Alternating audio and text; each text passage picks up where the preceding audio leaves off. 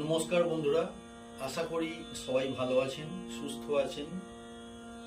আগের এপিসোডে আমরা বি ফ্ল্যাট নিয়ে আলোচনা করেছি, শিখিয়েছি বি ফ্ল্যাট।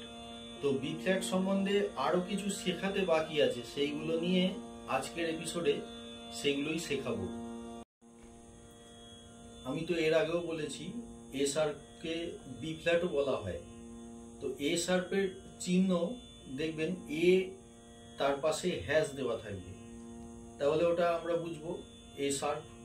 আর যখন দেখব বি এর নিচে ছোট হাতের একটা বি লেখা থাকবে, তাহলে জানবো ওটা বি ফ্ল্যাট।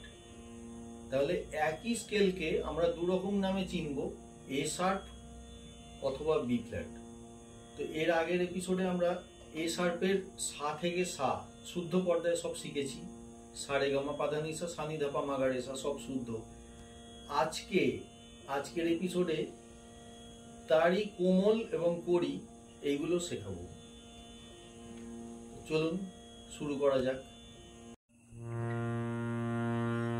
বন্ধুরা, এর আগের এপিসোডে আমরা বি ফ্ল্যাটকে নিয়ে শিখেছি। তো বি ফ্ল্যাট হচ্ছে এই রিডটা, এই রিডের সারে গামা পাধানিসা সানি ধাপা মাগারেসা এই সব শিখেছি। আর একবার দেখিয়ে দিচ্ছি, সা রে গা মা পা ধা নি সা, সা নি ধা পা মা গা রে সা। এবারে দেখুন, সা আর রে এর মাঝখানে একটা রিড আছে, সেটা কি হবে? কোমল রে। কোমল মানে নরম বা সফট, যেটাকে আমরা বলি। তো রের যে সুর আছে বা ফ্রিকোয়েন্সি আছে এর থেকে একটু কম, সেই কারণে এর নাম হচ্ছে কোমল রে। প্রত্যেকটা শুদ্ধ পর্দার বাঁদিকে যে রিডটা আছে সেটা হচ্ছে কোমল। এর ব্যতিক্রম আছে, সেটা হচ্ছে মায়ের ক্ষেত্রে, সেটা কড়িমা হয়, সেটা এরপরে আমি শেখাবো। সা একটা আর পা একটা, এদের কড়ি কোমল কিছু হয় না, এরা একটা কড়ি। তাহলে সা আর রে এর মাঝখানে কোমল রে, আর রের বাঁদিকে যেটা আছে সেটা হচ্ছে কোমল রে, ঠিক এই রিডটা। তাহলে সা রে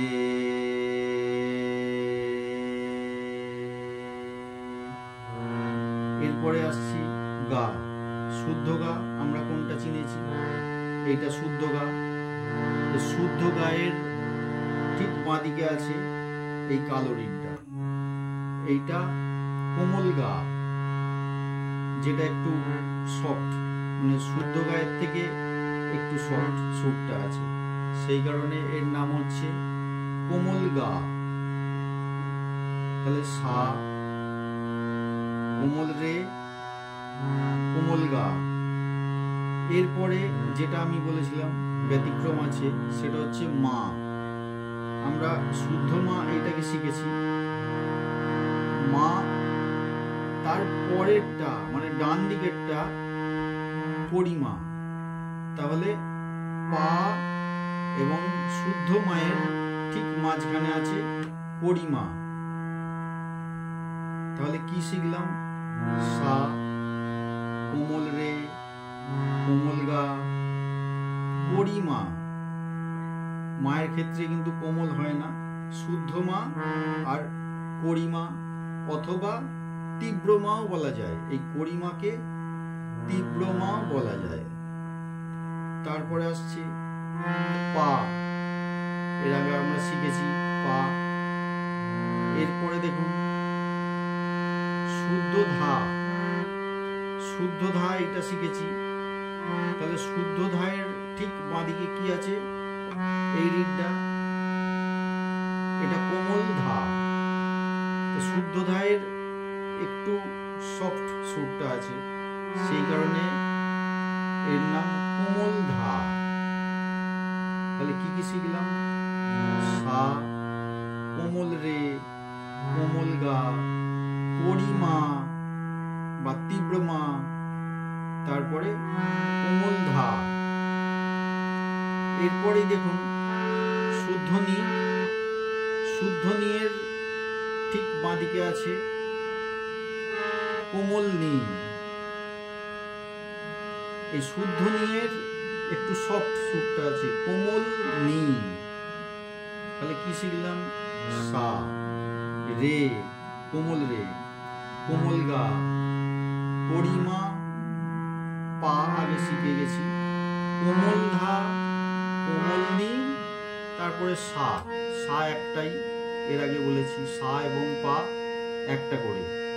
আবার দেখাচ্ছি, সা, রে,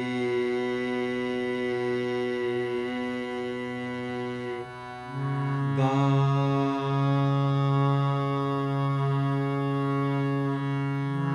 মা, পা,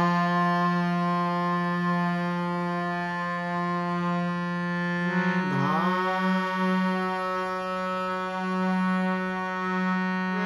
নি, সা,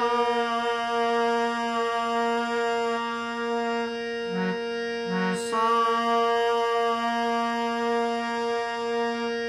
নি, ধা, পা, মা, গা, রে, সা।